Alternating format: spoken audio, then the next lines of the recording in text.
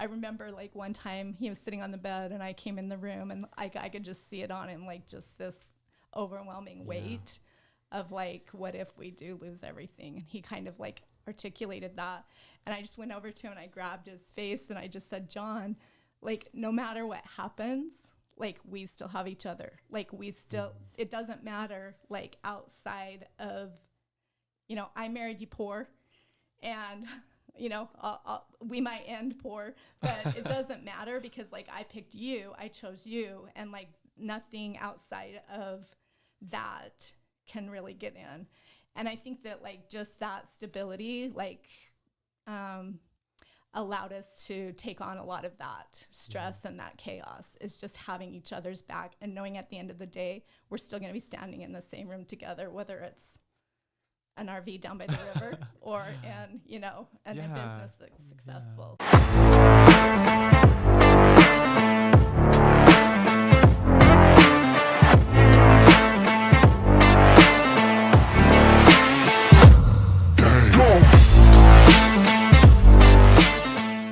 Today, we were honored to have my childhood heroes, Jon and Nicole Graf, on the podcast. We talk about their entrepreneurship journey, lots of stuff I didn't know about some of the trials they've had. Even when Jon was my bishop, he sent me out on my mission. I didn't know a lot of the stuff that was going on behind the scenes. Today, we talk about that. We talk about working together with your spouse. We talk about the Hidden Springs RV resort they're building and some of the successes and challenges that have come along with that, as well as we get spicy. We talk about naked heart sex coaching, and that was really fun for both of us to learn about sexuality. Yeah, I mean, Nicole has a new business about trying to spread awareness and knowledge, information to teach and coach individuals about sexuality. So that was about. I mean, something that really stuck out to me is just had no idea. You know, Jon went through a lawsuit. 4 years, and just the amount of stress and everything that he learned from that, I think was really powerful and something that would benefit everyone that listens. This episode is brought to you by Big Storage Ventures. We are now inviting you to team up and partner alongside us. We bring our experience hunting storage deals and maximizing the self-storage asset to provide our partners with cash flow, tax benefits, and appreciation, all in one recession-resistant asset. Leverage our sister company, Big Ben's Moving Service, to fill your facility and give you an edge over the competition. Reach out to bigstorageventures@gmail.com or DM Big Storage Ventures on Instagram to team up. I'm really excited to have you guys on. This is a long time coming. Do you know how I originally met these guys? Well, from what I know is that did you bring, well, they're in your ward, right? So when I was a baby, we moved in to that neighborhood that my parents still live in by Snow Canyon High School. Right. And how many houses, like you could count on your hand how many houses there were, right? It was just dirt and lava rocks. And so my parents built a house like right backdoor neighbors to them. And I don't think there was a wall for a while. So No, there wasn't. I have family home videos of me in a diaper, just like running and playing in a big pile of dirt with their kids in the backyard. So that's how deep this goes back. Yeah, long time. And then once the wall went in, we just had ladders on both sides. Yep. And then we both families bounced from different houses, but we all stayed in the same neighborhood basically for my whole childhood. And we lived in 3 in that neighborhood. I think your parents are on their 3rd now. Their third house, yeah. Wow. Are we related at all? Yes. Yes, You 100%. have no, you're kidding. You have no idea. I know we're related. I just don't know how. My mom said it. And my mom's told me. My mom knows everything. But Your great grandma, Wanda Fry, yeah. is a sister to my grandpa, Okay. which is Marianne Graf. Married. Okay. Yeah, that's right. So your mom and his dad are first cousins. Awesome. no That's kidding. the No. relationship. Yeah. Your grandma, Sorry, your grandma. Vicky. Vicky. And And his your dad. our Our first first cousins. Okay. My bad. So I don't And know what that makes us, but I'll tell Like you. third cousins. I have one more quick story. Please. When I was a little boy, I was probably in about the 3rd or 4th grade, and I was riding my bike down to go swim in the Santa Clara River, and I had your mom on the back of my bike, and we were going by the post office. I was in front, and she was on the back on the seat. Okay. It was more like a lady's bike. It was a bigger bike, and I don't even know whose it was, but I remember we were riding down, and we were going right in front of the post office in Santa Clara, where the post office is now. Right. And there was a little bit of a hill with some gravel, and we crashed right there. Oh. And she didn't even get a scratch. She landed right on top of me and just slid through it. And I was all scratched up. I had to get stitches in my lip right here. You broke the fall. Yeah. So She just rode. she came right on top of me, and we just slid. And yeah, Wow, we get stitches in my lip right here. I had no idea. That's a really cool story. That's Something Mayberry. That's the Mayberry these guys grew up in with your mom. Yeah. And then when I first got married, I worked for your dad for 4 years. Okay. No kidding. Yep. I didn't know that. How That long? was- That was a while ago then. It would have been 1992 to 1996 6 or 7, or yeah, so. somewhere in there. Did you know that? Yeah, that's where John got started in cabinetry. And countertops and Nice. And learned it. construction. Just it was my first real construction job. Wow. Wow, that's awesome. I had no idea. That's And cool. and just to cap, like a summary of our history together. So John was the bishop that got me out on a mission too. Wow. So basically I grew up under their example. We would go to Lake Powell every summer there for several years, where it was just a neighborhood thing. So I grew up kind of in their shadow, getting to watch them and getting to hang out with their kids and do stuff like that. See So the chaos in action. then, we're gonna go back into your guys' story, but I just want to say the steps of how we progressed in our relationship. So Yes. then, came home from my mission and worked for John. Then he was generous enough to lend me his trailer to That's start right. my moving company. And that was actually before. That was when you were in high school. It was both. Yeah, I mean, you before and after. You were lending me that before my mission, after, and when I was working for you, and then after I stopped working for you. So I do remember that. I think I for some reason I was thinking it was BNI, but that was someone else that got you into BNI. that was but JR. That was JR. But I do Ben remember got- hearing that. Ben got me to join BNI. Yeah. That's right. Yeah. But you lent him that trailer. That's how Ben got started with that. That's how he borrowing was a trailer. Yeah, that's how he was able to have a high school job and still participate in the sporting activities that he wanted to, Yeah. because he could do that on his own time away from when he needed to be at sports. Yeah. So I didn't thank you. Yes. But that's just a little bit of our connection. But maybe fill in our audience about just we want to get into the business, but just a short background of how you guys, how your guys' family and background has gone, and your journey with entrepreneurship too. Sure. You want me to start or you want to start? Like, wow, that is a long road. That is. We've been married for almost 32 years. So, Yeah. And the first 4, at least, you were working with Callan's dad. yep. When did you kind of branch out and take your first risks, I guess? So while I was working for Callan's dad, I always wanted to be like my own boss. I Okay. wanted to be self-employed. And I remember when I was working for Webster's Countertops, I loved my job. I had a pretty good position there, and I had worked my way up to where I knew what I needed to do every day. I really didn't. I just knew if a job came in, this was my responsibility, and I just did it. I didn't have to be babysat. But I always wanted to work on my own. And honestly, I looked at Callan's dad as like, this guy has taken a business and created his own thing. And I thought that was so cool. Yeah. So I would, so I went and got a license that covered me for installing cabinets. And mostly what I did for Callan's dad was built custom cabinets for like convenience stores and hair salons, things like that.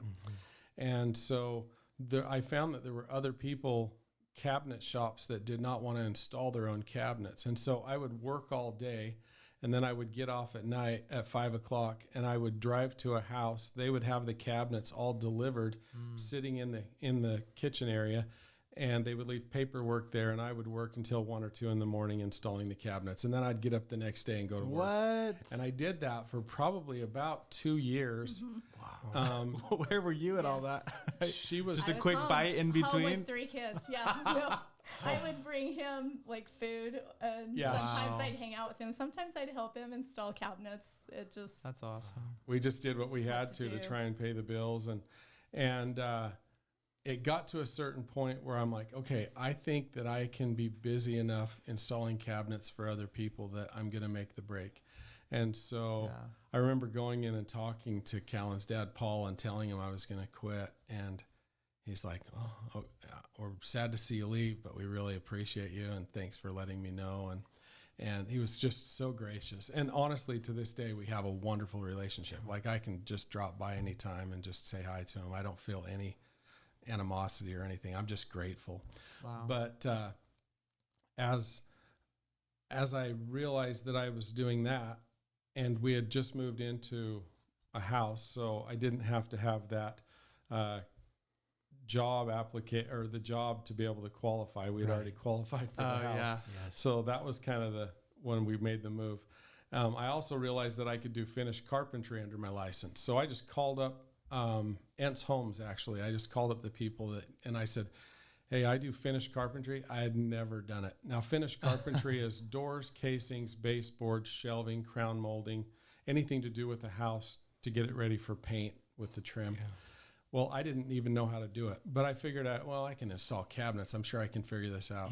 Yeah. So a house that would normally take me one day once I learned how to do it took me about a week. And, Oh, wow. and I was like, oh my goodness, for the amount of money I'm being paid, this is terrible. I'm not going to be able to make a living doing this. But I got faster. I had people show me some tricks and techniques. And so that took me to a certain point. So then by about the year 2000, I was a little discouraged again. I would go home and I'd say to Nicole, I don't know what to do. I'm in a job that I get paid by how fast I can go. And I'm pretty fast and we're making okay money, but I'm looking to the future and I am seeing people that are older than me that I'm making more money than they are because they can't go as fast as me. And so then I started thinking, I've got to do something that isn't based on me physically being there and getting paid for what I can accomplish in a day. So Smart. Yeah. there was a lot of prayer and a lot of thought. And I don't know, do I need to stop there and No, go keep back? going. Or do Oh, that's perfect. I can roll right through and then we can going. back off yeah. and hit some We'll points. we'll find some points. Yeah. And so around 1999, I had a guy that had a fire in a house, and he was the contractor fixing the house that had the fire. And I was installing the cabinets for a cabinet company because the cabinets had been damaged. So I ended up meeting this guy, and we visited for probably about an hour. And I just asked him questions about how he got into it, what he did. And then I left. I finished the cabinets and didn't think anything else of it. And I had given him my card. I said, if you ever have any more cabinet stuff, just let me know or finish work. And a year later, almost to the day, a year later, I get a phone call just out of the blue from this guy. And he says, hey, I'm thinking about expanding from our Salt Lake location into southern Utah. And I've been handling it myself, as you know, because a year ago you met me on a job. And I really don't like traveling back and forth as much. And so I would like to offer you a job to come to work for me and run my southern Utah division doing restoration work. Cool. So that's where I went. Okay. And that's how I got into it. That was a company called Advanced Restoration. And, Okay. and the guy's name is Wayne Spence. He was the guy that hired me. And I still have so much appreciation for him too. Wow. Like I get emotional thinking about these guys that, change the trajectory.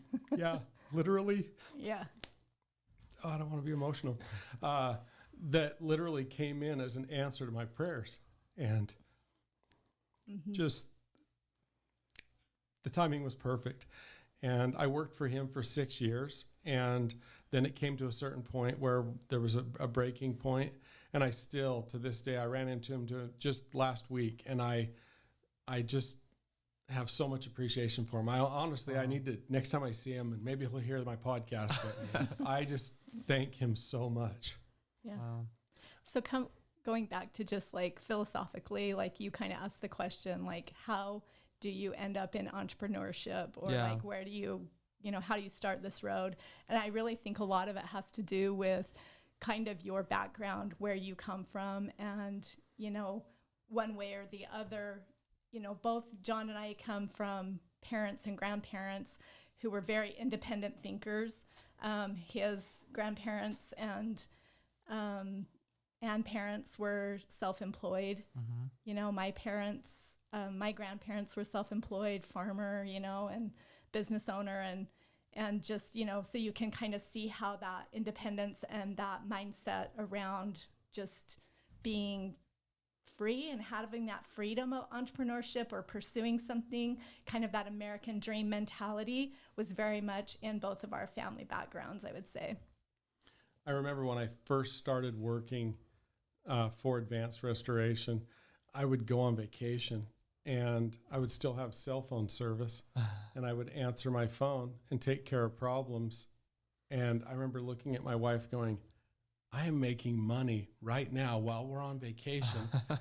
I obviously have to stop and check on things, but I'm not physically there doing it. And that was such a huge just eye-opener for me. I just remember thinking to myself, I can be on vacation and answer questions over the phone and still keep things flowing. I can be gone for a week or two here and there. And that's been really fun for me. That's a big moment. And I think it's really cool too, that to learn about some of these guys that helped shift your trajectory. 'Cause I think that's what you are for a lot of people. I know you are for me. So it's cool to hear that someone was once that for you, and maybe that plays, I don't know. You think about what plays a role in shaping your generosity and kindness and stuff like that. So it's kind of fun for me as the benefactor for your guys' generosity to see, okay, there was someone for you, and it makes me now want to pay it forward. You know what I mean? Mm-hmm. Definitely. Yeah. I mean, I think of all of the people that kind of just helped me along the way in business and just how much I appreciate them. I seriously can't think of anyone that I've ever worked for that I thought that was a waste of my time. Like everyone I ever worked with or for, I just feel like that it was just one step closer to where I'm at today. Right. I love just how that builds, from one thing to the next, so I want you to start where you left off. That's 6 years you worked there, and then there was a breaking point. So if you want to talk on that, and then what happened after that? Yeah. So after 6 years, there was a breaking point, and it was at the time a little bit chaotic. We were told that we had to sign some non-compete clauses, and there were some misunderstandings that I don't think that everyone was. I just think we should have communicated better, but there came to a point where 3 of us that worked for the company quit at the same time and decided to become partners. Oh, wow. And compete against Advanced Restoration, which was, a big step for us. I had never done anything like this before. But there again, I still had that itch to be my own boss. Mm-hmm. So there were 3 of us that partnered up. One was in the Ogden area. One was covering the Salt Lake area. We hired a guy to cover Utah County, and then I was covering southern Utah. Mm-hmm. Now, the population base up there was a lot bigger, so there were a lot more. They were running a lot more money through, but the 3 of us were equal partners, and to our detriment, we didn't separate out and get everything in writing specifically. We were just... There were no contracts. We were young and we were excited, and we were like, let's just do this.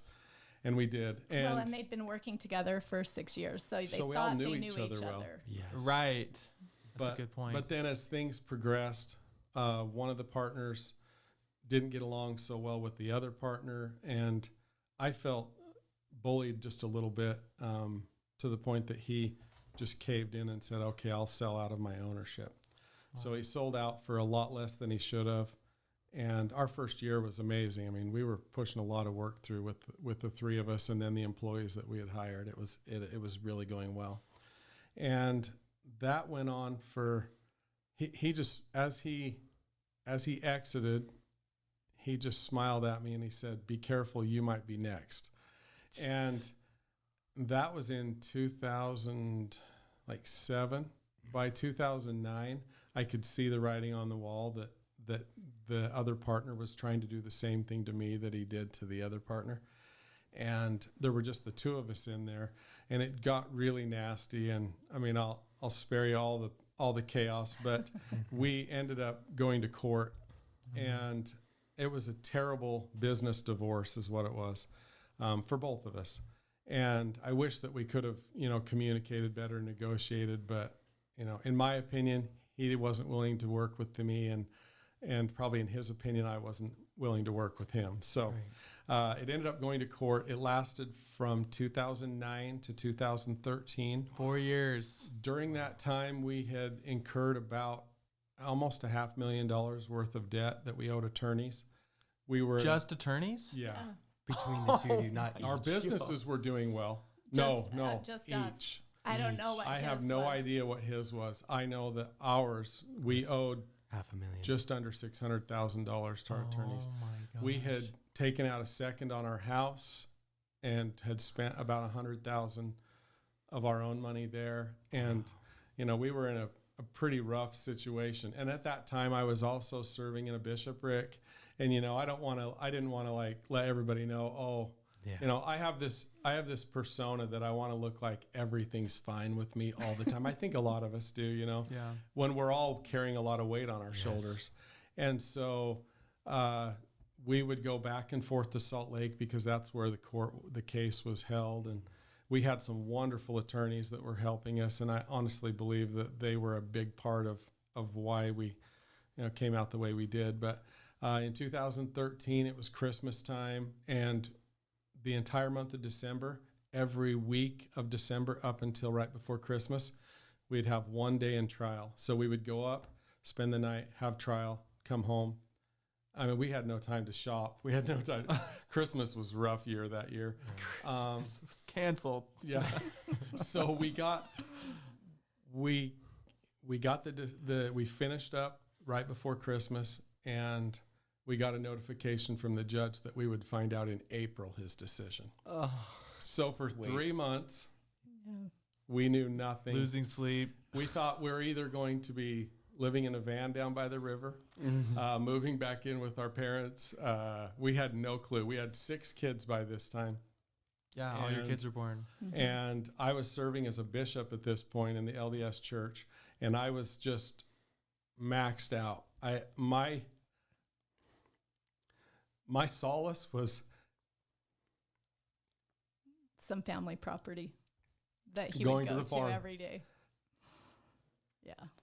Wow. Just to like decompress, because there was so much pressure on him and on the business and everything, I mean, it just. during was that very time. We taxing. also had a secretary in the Northern Utah office that had embezzled $40,000, which my And he secretary in wouldn't St. fire George. her. Like, there was just so many things going on in this business. My where it secretary was in St. unraveling. George found it. And it was just, everything was unraveling. My whole world. I'm like, I didn't sign up for this. I'm a good guy, I for That's my sure did thought. not sign up for this. Oh my gosh. Okay, I wanna get into a couple different things. So This is first, insane. before we move on, okay, so you went out to the farm, right? That was like Your place. That was, and you just did kind of tell us what you did. What was your little routine that kind of took your mind off of it? Well, This chaos around I you. had about a dozen cows. It was just a small gentleman farm. It was something that I honestly, she would laugh at me. She's like, why do we do this? It costs us more than it's worth. Yeah. But it wasn't the money. I would go up there. I would just wander around and just work on little projects, whether it was fixing the chicken coop or fixing some fence. Good for the soul. Sometimes I would get on my horse and I would just ride out, because right out the back, there's some Bureau of Land Management property that I have a permit for. So my cows would be out there, and I'd just hop on my horse and go out and see how my cows were doing. I was just, sometimes I'd honestly just pray. Yeah. It's just kind of his way to decompress and like get into a flow. Like flow is so important to like find like a place where your mind turns off. So like you're physically doing something, whether it's running or like any hobby, any painting, whatever it is, but like find that space where your mind can turn off and like detach from that chaos. Yeah. Wow. I had known about some of this conflict, but I had never to this day understood the scale of troubles you were going through. And I'm not sure I realized it was at the same time you were bishop, because me as one of your young men, I could never tell. Really. Oh, I tried really hard not to let people see my, they say never let them see a sweat. I was trying really hard not to do that. Well, and I think word got out that there was some trouble, but I don't think anyone really understood how big. And I think it just says a lot. And I think we talk about this, like we talk about lots of the high points of business. Like we're going to get to that, some of the cool things you're doing and all the freedom it brings. But man, people don't understand that. And I'll preface it by saying this, like just being you didn't try to find trouble, like just scaling a business, trouble found you. Like you're going to end up in a lawsuit, even if you have, the integrity of Job. It's just like business when there's, especially, and I'm glad you brought up not having the contract, especially when there's like not clarity, like trouble's going to find you. And that's part of the price of entrepreneurship. So glad you brought that up. So how did it round out? Can we ask? Yeah. So in April of 2013, the judge ruled in our favor. Yes. He had to pay all of our attorney's fees. Oh, yeah. And he had to give us a sum of money to buy us out of the business. But then I had to give up my cell phone, my company. So there's the name we had established everything down here. The office that we were in. Everything that I had established. He was awarded the business, but he had to buy us out of the business. Right. Okay. So we had to walk away from it. And you had to rebrand. Yeah. So in 2013, we rebranded to North Star Restoration. Yeah. And that's where we're at now. Now, during that time of the lawsuit, honestly, I mean, not up until now, but at the time, those were the best years we had ever had.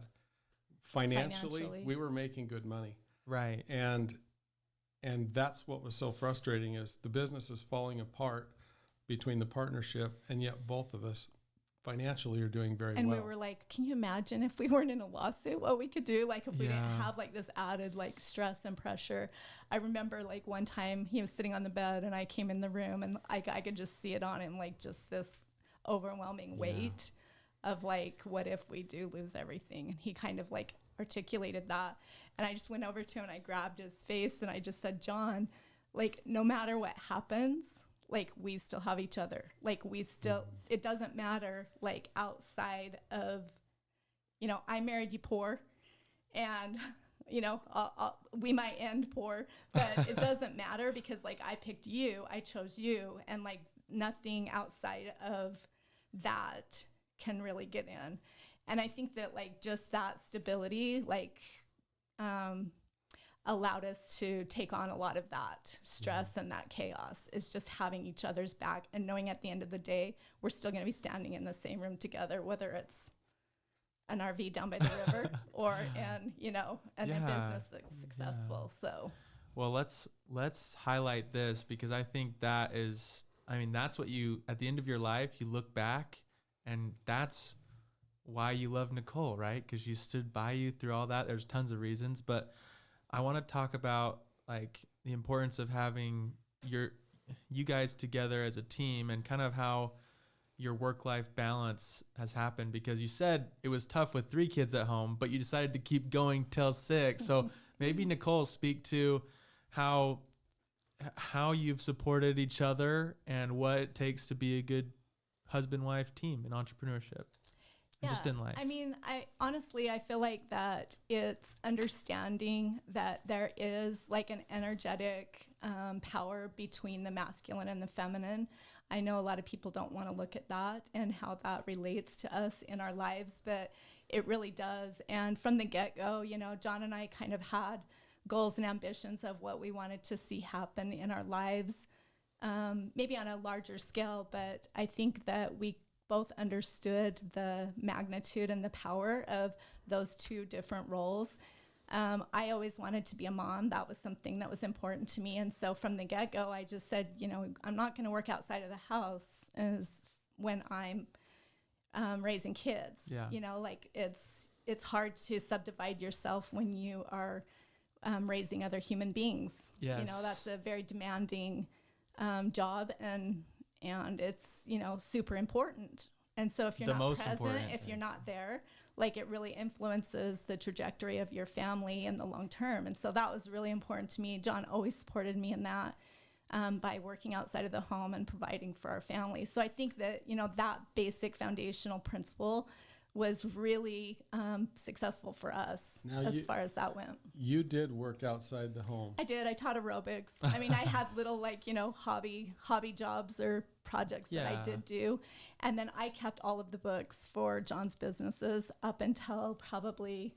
Till it got too overwhelming. Yeah. Well, it was. I guess when we started Liberty and got new partners on, that's when I kind of stepped away and we hired people to do that. So. But today you're still doing a lot of the administrative stuff. I do. I not keep track of, but I'm the one that gathers all the information for taxes and kind of the back end, like any legal stuff. I'm the one working with lawyers and things like that on the back end, stuff that Jon is really not interested in and not very good at, honestly. So. Well, I picture myself as the ideas guy, and everything is visual for me. So, I'm always filling up balloons, which are my ideas, and I'm sending them off to see if they'll actually, last. Make it to space, yeah. And there's my wife down there with her bow and arrow shooting my ideas down. And as we were first married, I was so frustrated because I'd be like, every time I have an idea, you just tell me it's stupid, or you tell me it's not good, or tell me reasons why it won't work. All of a sudden it appeared to me, I just had this epiphany that you come up with ideas and a lot of them aren't that great. But if one gets past Nicole and makes it to space, it's a good idea. And all of a sudden I started looking at her as a huge asset instead of somebody who was trying to tear me down. And it changed my outlook on her. I have so much appreciation for her. And we're very strong personalities. And so we will debate things, and then she'll back off for a few minutes, and then she'll come back. Well, I thought of this, and then she'd start talking about this. It's worked out well in our relationship that we, some might think that we argue, and we might argue, but it's always just a debate on trying to sell each other on our ideas. Yeah, maybe more a debate than an argument, maybe. Yeah. So I want, this experience, I'm really grateful you guys shared, obviously had no idea either. What advice could you give if there's like 3 things or whatever from what you learned over these years on, just for anybody going in? Well, number 1 is that there's nothing more important than the relationship. Than your guys' personal relationship. Our relationship as a couple. Yeah, we have to choose each other every day. Like you can, just like you fall in love, you can fall apart. I literally have to look at her and choose her every single day because it's so important. That's, to me, everything else is on the sidelines besides my relationship. Money comes and goes, businesses come and go, people come and go. But your children relationship, come and go. Children come and go. I mean, all of our kids are out of house now. We're empty nesters, and we still have each other, and we still have to figure out how to navigate that space. So to me, like, there's number 1, nothing is more important than my relationship with Jon. So that's my first bit of advice. Second bit of advice is that everything passes. Everything passes. So no matter how hard it is, no matter how much pressure you're under, no matter the fact that, you might lose your business or you might go bankrupt, it will pass. Wow. And next week will be another week, and you'll be able to pick up the pieces and start again. Or you'll come up with, something will come your way. It was just like Jon saying, that Wayne came back into his life a year later and offered him the job with Advance. Like, that was a critical time for us where we didn't know what we were going to do. We'd been praying, waiting for answers, trying to figure out what was next. And you just don't know what's going to happen next week. So just wait it out. Yeah. So that's kind of my second bit. Well, you're thinking of the third one. I want to highlight the first 2. So first one, I hear like trust, right? You guys enabled each other to do what you needed to do by saying, I got your back, right? And I think that's really what relationships need, is that trust to go and do what has to be done and know that you have each other's back. Because if you're looking over your shoulders, checking to see if your spouse has your best interest in mind, you really can't fulfill your full potential. But if you can look forward and you don't have to look over your shoulder, you know they have your back. That's when miracles happen and special things happen, both at the family level. You know, you're going to have a better marriage, you're going to raise your kids better, you're going to have better business experiences. So I really like the first one. And on the second one, I think it's just, it comes down to like grit, right? And not quitting and being basically like, I'll be the last person standing, right? Yeah. And even if I have other deficiencies, just every time you get knocked down, just get back up. Because if you don't get back up, you're going to find something easier, something less ambitious. But if you're going to play big in life, you have to have that grit, that never quits. So thank you. Yeah, definitely. Do you have a third? Yeah. No, go for it. Well, the third was grit. That Really? Yeah. Okay. That was Well, out mine, huh? yeah. The other thing, I guess, is that you have to have a confidence in yourself. You do, because if you lose everything, like entrepreneurship is not easy. You're going to get slapped down so many times. You're going to get rejected so many times. You're going to, screw up so many times. But if you can have kind of a faith in yourself, a belief in yourself and your value and your worth in the world, and kind of just bring that and keep pushing forward with that, you can go a long way. Yeah. Yeah. And it doesn't mean that you think you're better than everyone else. It just means that you love yourself. Right. And I think that's so important. I mean, you think about going to a convention and you see all these different people that have their businesses, and a lot of them are your direct competitors. And you're thinking to yourself, oh, I don't know if I'm as good as they are. I don't know if I have what it takes. Look at the success that these people have had. And you have to just take a step back and say, just one step at a time, I'm going to do this, and I'll do it my way. And it might not be the way that everyone else thinks is the best way to do it, but I'll just keep plugging along. And, for us, it's worked, and we still have so many fun things to talk about. And we have a lot to learn still. Even after this many years of being entrepreneurs, we're still learning how to scale our business and add people in and, come up with a payroll and stuff like that. You're still going for it. I love to see it. Let's talk about a couple of those balloons that have gotten through, a couple of your fun projects that you're working on. Should we start with the RV resort? Yep, let's do it. Okay. Tell us how that came about. So that family piece of property that we had the farm on was not owned by me. It was owned by my dad's family. And at the time, close to that, my grandmother was still alive. And so all of my aunts and uncles were just kind of doing their thing, and it wasn't their property yet. But as soon as my grandparents passed away, the family started talking about, well, we need to divide this up. And rightfully so. I mean, it became their inheritance, and some of them wanted to keep the land. Some of them wanted to sell the land and purchase land in the area they were living. I mean, it's just that transition that happens. And so all of the pieces of land started being divided up and sold. And I love that piece of land that I've got. It's along the highway. It has a family history that goes back to actually Callan's great-great-great-grandfather. And so it's just so important to me.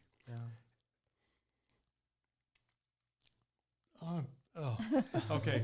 He's very sentimental about the farm. It's beautiful. If you have never seen this piece of land, as you're driving past, you can see on the right the most ridiculously beautiful red mountains with the purple mountains and the blue sky. And on the left is Jon's and Nicole's land. And it's just it's the most coveted piece of land in the world, in my opinion. It's 24 acres, and it has a natural spring on the property. So we have an acre pond, and, it's always been used as farmland and really never developed in a way where it could bring income. Right.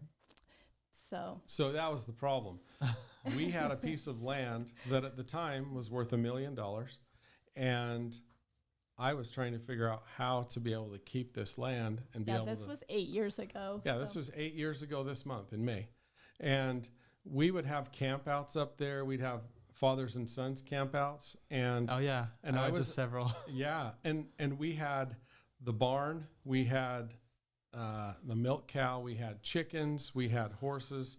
We'd go up there with A zip line? a zip line that Yeah. crossed a pond that was a 300-foot zip line, and there was area for the kids to just explore and hike. And the coolest thing about it is it was 3 miles from our house.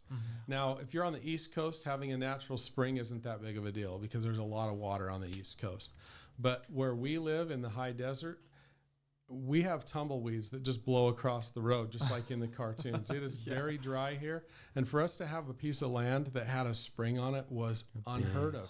In fact, I talked to somebody the other day and they said, I think I know of one other person in this whole county that has something as cool as you guys have that's privately owned. Like most everything is that has water on it is owned by the government.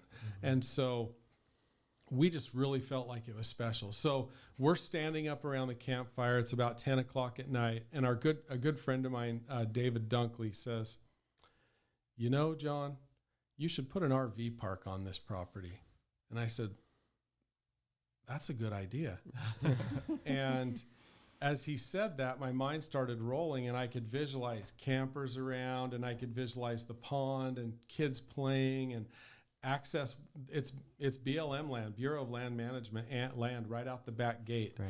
So people can hike. There's actual Indian petroglyphs that you can hike to. Yeah. There's mountain bike trails. It's Yes. cool. Anyway, so we go through and we talk about it more. He And came home and told me the idea, and I was like, wow. I'm not going to shoot that one down. I Nice. think you've got something Got there. the vision. Yeah. Cool. So 8 years. So we approached my parents because they were, part owners in the land, and they thought it was a great idea. We talked to one of my aunts. She thought it was a great idea. We talked to my uncle, and those were the 3 owners, physical owners of the property. We talked to my uncle, and he thought it was a great idea, but he's like, I don't know if I'm really interested in doing anything like that at this point in my life. So then my goal became, I've got to find somebody to buy my uncle out. Yeah. So at the time, the land was worth $1 million, $986,000 to be exact. Which was way out of our budget at that time. Because this was right? how many years ago? 8 Yeah. years ago. And land's For- gone up a lot since then. For Oh, yeah. all of Yes. it, right? for the 24 and a All half of it. acres. Yes. All of it. It was $986,000 Split for between the 3. split between the 3. So I'm thinking, okay, well we can probably figure this out, but I can't commit to it until I know if the city is going to let me build an RV park on it, because you've got to change the zoning. Yeah. Ooh, we So- hate the zoning and storage. The thing- Especially Ivan's. Big deal. Good luck. Yep. So that's when the skin started getting really thick. We went to planning and zoning, which was the first step. Paid them $2,000 or whatever Oh, yeah. to apply for it. Yep. And we went to the meeting, and all of them, The public comment the was public comments brutal. were terrible. You guys are going to try and put a mobile home park in our city. We've worked so hard to make this city not a mobile home friendly area. We want it to be a resort status. We want it to be nice. And I just sat there with my eyes wide open going, I don't think you're getting the vision here. Yeah. We want this beautiful too. We love this area. We're not We trying to. love this property. We're trying to keep it. No one not loves this give it area up. more than me. That's Yeah. this is Graf territory. Yeah. Right? Seriously. So we went back and forth, and the planning and zoning voted it down. They said, no, we're not interested. And then we went before the city council, and the planning and zoning representative came and said, we'd like to let the city council know that we have decided this is not a good thing for our city, and we're not interested in doing it, but it's up to city council. Well, the city council members at the time went back and forth, and they voted. Now, this wasn't just one meeting. It was a few. They had to Of listen to our course. comment and have public comment and all that. But finally, we won 3-2. And then we realized that Ivan City did not have an ordinance that allowed RV parks to be in their city. So they had to have an ordinance written. Well, almost every city in America has an RV park in it. So it was really easy to just take a piece of paper and copy it duplicate it and from make it somewhere else, fit you know? your city. Yeah. Well, 8 months later, the city it went back to planning and zoning. And planning and zoning was against it, you remember. Yes. So they didn't want to have an RV park. So they're writing a document that they're not interested in. 8 months later, it still was not passed. And I called up the mayor and I said, Mayor, I'm not trying to be a complicated or a complaining person, but if I'm self-employed, and if I took 8 months to do something that every city in America already had and could be done in a few weeks, I think I probably would have been fired by now. Yeah. And if I was in school and I was trying to turn a paper in that was a 6-page document that was already something that I had a lot to refer to, I think I probably would have failed. And he looked at me and he said, I think you're right. I'll have this taken care of. The next meeting, I don't know what he said, but they finalized it and it was done. And we were on our way. Then we got a phone call from my uncle who said, hey, I just got a phone call. It looks like the zoning went through the way that you guys wanted it, and I've got somebody that's willing to pay $2 million for the land. The problem with that is now his value just went up. His value doubled. Just increased. We doubled the value because we changed it from agricultural to RV resort. That's a real estate lesson 101 right there. We failed. Yep. And we had... Well, we didn't fail, but we succeeded in getting the... You succeeded and a new problem arose. A new problem, Exactly. correct. Yes. So as we worked through that and we started separating things out and looking for partners, we'd have partners that would... This is where we had to get really thick skin because we'd have people come in and they'd say, this is a wonderful idea. Amazing idea. We love this. You guys got. We want 51%. Yeah. I'm like, we can't do that. Well, sorry, we're not interested then. We had one person, really nice to us, listened to the whole spill, and he leaned back in his chair and he smiled and he said, this is great. The problem is I really don't need you. Why don't you just sell me the land and I'll do it? Yeah, every time. Yeah. And so many we would just leave so that just deflated. Discounted us as very honestly as individuals and like what we were capable of doing. Yeah. I think that's one thing that's been eye-opening is as an entrepreneur, like don't forget where you came from. You know, don't forget that like other people that are working towards dreams and ambitions, they have good ideas. Yeah. And, you know, they want to grow. And I mean, obviously you're not just handing out money to anybody, but I just felt like we got discounted a lot because we weren't worth a certain amount. And they're going to look back and regret it. This reminds me of my first storage facility when I'd ask for help and everyone's like, you're a little young, you know, you don't have enough experience. The books, you don't have enough books. It's just like same thing. You're a startup. Mm-hmm. Yeah. You're a startup. And then you don't know anything about. Afterwards, it's like, oh yeah, I could have been on that and I didn't, right? Yeah. So you guys are in the process. Yeah, so, for sure. So that went by, and then we found a lender. Oh, and then we were looking at lenders, and we talked to so many lenders. The very first lender we talked to was a good friend of ours named Kelly West, and he was working for a bank at the time, and they had almost approved it, and then the bank he was working for sold. And the new owners of the bank said, I guess we're not interested now. So that fell apart. We started looking around. We went through a half dozen different banks, and we just kept being told, no, you're just not worth enough. And I'm like, but the land's worth a lot. And yeah, but it's just not quite enough. Yeah. So we heard that over and over and over. Yeah. And then we had someone that was helping us through, and we were almost to the point that we were ready to pull the trigger. We had partners that we had lined up, and they were both doctors at the time, and then COVID hit.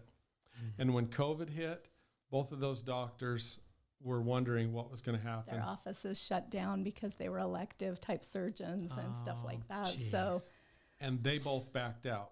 Yeah. And then the bank backed out. And then we just put our head down and kept working our day job and our normal jobs and tried to keep the dream alive in our minds.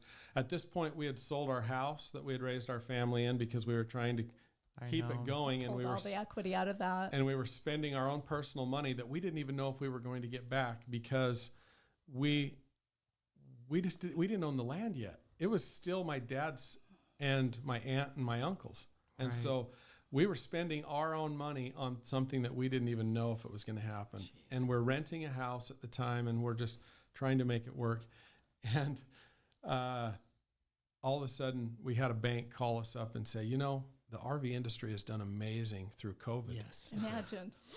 And amazing. You know, because they're an area that people can be by themselves and still get into the outdoors, they have their own trailer that they bring. RV parks, and the travel industry has done amazing, just blown up. So we're interested. So they start working with us. We had 2 different banks, and then one fell off, and the one just kept leading us on, and he was trying to make it work, but he couldn't quite get it pulled. And in the meantime, I had run into a good friend of mine that I grew up with named Josh Gunn, and he and his wife Heidi sat down with Nicole and I, and we shared our dream with them. And they're like, well, we've got an office building that's almost paid for, or that's paid for, and we might be interested in being involved in this with you. Awesome. And so they started talking to us, and then that next July, the roof collapsed on his building. And when it collapsed, I remember this. It had to be almost completely torn down to the fact that there were 3 walls left. And his insurance company luckily came through and paid for it. And so he hired me to fix it. So I'm fixing it for him, and we're still talking about the RV park idea. And right in the middle of the construction, Josh gets a phone call from a guy that says, I'll buy your building from you. Name your price. Name your price, basically. pretty much. Yeah. And Josh gave him a price and sold the building mid-construction. And then I went from working for Josh to the new owner and finished the building. Wow. And I helped Josh get into a new location. But it was enough for Josh to come on and buy out our uncle. But Josh was able to buy out my And- uncle. Nice. The problem with that, though, we had to get an appraisal. Then it went from originally 986 8 years ago to 2 years later, it was worth $2 million. And then to Three- 8 years later, 3.9 million. $9 million. All right. So, Boo, but Yeah. but it was Crazy, a blessing huh? because the the bank value- would loan Now on you- it. bank Yeah. loaned on it. Now And the Josh bank was was able to like, wow. negotiate with my uncle, Yes. and we got the deal. So that's a long, detailed Yeah. story, but there were so many intricate parts to it where we would be so elated and so excited, like this is going to happen. And then all of a sudden, we were at Disneyland one time, and we got a phone call from the bank saying, we've decided We're it's out. not going to work. After working with them for like 6 months to And, try and make it happen. I mean, we're at the happiest place on earth, and we're both crying, you know, gut check after gut check after gut check. constantly. It's just all it is, right? yeah, so- for sure. So to make it into a full circle, Josh is a baseball game or a softball game or something, and he runs into Kelly West again. Kelly's at a different bank He's at the this first point. guy that Yeah. believed First in guy us. we spoke to at a different lender. And Josh said, hey, I just joined up with Jon and Nicole Graf, and we're going to build this RV park. Do you think that you can get the funding for us? And he looked into it, and he did. That's awesome. So So our funding was through Cache Valley Bank, and we really are grateful for yeah, Kelly West so for grateful for believing- Kelly and those believing at in the Cache dream Valley. after all those Love years. it. Like it came back around to him, and it was really cool how it all came back to that. Cache Valley's great. So Anyway, so That's that's, so special. that's our RV park story. Now, Resort, RV resort. sorry, RV Resort. thank you for Thank you. correcting that. We have to say resort RV resort. because And it Much is different than like a park. much different. And Yeah. the city was very adamant that it was called a resort because Right. they didn't want some RV park in their No, community. They RV want to resort. be a resort. Yeah. business. Yeah. So, So opening in summer of 2024. No way. we're moving So dirt a right year now. from now. Oh and my god. I saw some video. They're out there getting their hands dirty. That Yeah. is- So you can go So to on very Instagram. excited. You can follow it at Hidden Springs RV. RV. Yeah. And we just post little updates of I fly around with the drone and show the changes, and Nicole talks a lot, not a lot, but she goes through and explains kind of what we're working on and what we're doing at the time. Right now it looks like a bomb went off up there, trees ripped out, land cleared off, but it is going to be It's absolutely gonna be beautiful. special. And we're keeping the pond, but we couldn't keep the zip line. Oh. The insurance Liability. liability is just a little too much to have a zip line, so Yes. we'll Yeah. have to do without it. That is so special. And then the point you get to keep the land, and from what I'm gathering, you get to share this with so many others Yeah. Correct. that they can bring it and they can enjoy this area. And Yep. so it sounds And so Callan, your Yeah. great grandfather, his name was Henry Graf. yes. Actually, John Henry Graf, which is my name too. Yes. He went by Henry. He's the one that initially got the land, and then he left it to his two sons, And then when one son passed away, the other son ended up with it and bought out the other spouse. And then Here we it are came now. to me, or through my dad's family and to me. So really a cool situation. Very connected. Yes. Yeah. So special. So we are related. Back to that first question you asked. Oh, yes. We'll be there at the ribbon cutting. That's Yeah. gonna be Yeah, amazing. for We're sure. excited. Those glamping sites do amazing. I just went to Cave Lakes Ranch in Kanab. I don't know if you've been out there, but you should go check it out Yeah. because you could steal a lot of their cool ideas. We don't go on any trips without it being a business trip anymore. Yeah. I got to tell you, everywhere we go, no matter We're where it is in the world, we're looking for camping areas Yeah. and what they're doing that we can integrate into ours. And so everything we do is a business trip, in our opinion. I love it. Yeah, that makes sense. No, and I love seeing, like, when you drive on the northbound on the I-15, you see Southern Utah RV, and it's super nice. It's got like the clubhouse and stuff. I think it's got to be a great business. You know, it looks great. And you get to keep the land. Like, you don't have to build a big Right. building on Yeah. it. You That was our main objective, was that the land is so special. And I don't know, people who own property, like, they understand like the value of property, like it just gets into your soul. And like, there's so many stories, so many deep connections with this property because of just the family activities and everything that we've done there. And it's just, the work ethic that went behind keeping that land and getting that land in the first place. And just, it's just holds such a deep, special place for all of us. And so to keep this property and to be able to like turn it into something that will be part of our family for generations, like, it's just super special. Like, we're so excited. it's a we're really- legacy business. Yeah, and we're so excited that Josh and Heidi Gunn are Yeah. involved with this too, Yeah. because they are the ones that came in at the end and just helped us push over that line. Yes. And they're so excited too. And the funny thing is, And it's more, I mean, it is an investment for them, but it's more than that, and any of those other partners that we could have talked to or could have come on over the last 8 years, like, it just wasn't a match, And so it's like, when you get to this point in that business and you can look back and see the whole picture and you can see how these things have lined up. And that's why I say, one of the things is to just push through and let next week happen, because you don't know who's going to fall in your lap. And that's literally what's happened all along the way. So, Yeah, I mean, right back to your advice, there's just some powerful lessons. I mean, everything you've gone through, and to push this through and to keep going. I think a lot of people would have quit, a long time ago from this. Even just on the zone change thing, like, I'm done, I'm out. Let's just sell. This is a lot easier. I mean, there's so many areas, pivotal moments that you guys push through, whereas others wouldn't. But what's funny is everyone's gonna be like, it was so easy for them. Like, they have no. I'm glad that we have this, because they know like what you've gone through. The Because price. I could see, the price. I could see people being like, "Oh, I wish I was Jon and Nicole. That was so easy," or whatever. Like.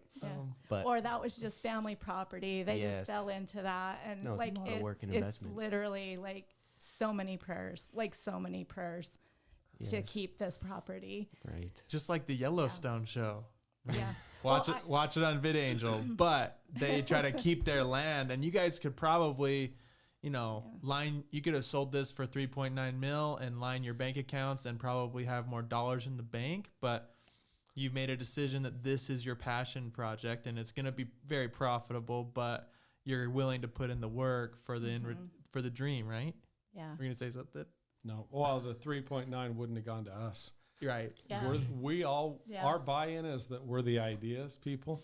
You're We're the the ones GP. that have pushed Yeah. it through. Your We're work, the your sweat equity. Yeah, we're the and sweat it's our equity. sweat equity. Yeah. So like, Yes. everything we have done and will do over the next year is free. We are not getting a paycheck off Right. of this project until we have people Till it's parked in there profitable. and we're getting the profit. risk. Wow. The money, the sacrifice. You guys sold your house So yeah. to Yeah. do this. But That's a dream. Yeah. I love it. Definitely. We're so excited. Yeah, very.